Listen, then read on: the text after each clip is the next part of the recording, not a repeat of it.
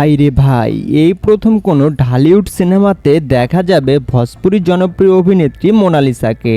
Megastar Shakib খানের upcoming cinema soldier, যে সিনেমাটি নির্মাণ করবেন বিজ্ঞাপন নির্মাতা শাকিব ফাহাদ। সোলজার সিনেমার কিছু বিগেস্ট আপডেট সামনে আসলো, যেটি শুনলে আপনার চোখ কপালে উঠে যাবে।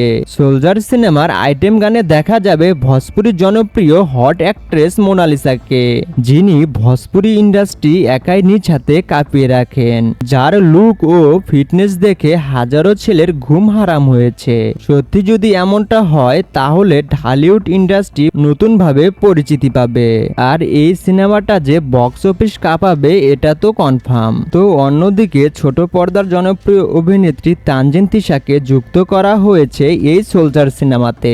সম্ভবত লিড হিরোইন হিসেবে দেখা যাবে তানজিন তিশাকে।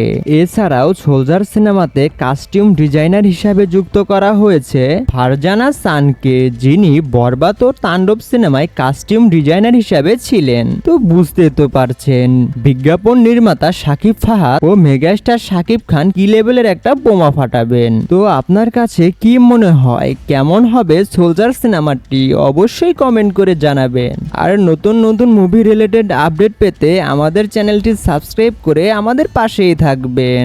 সকলেই ভালো থাকবেন, সুস্থ থাকবেন। আল্লাহ হাফেজ।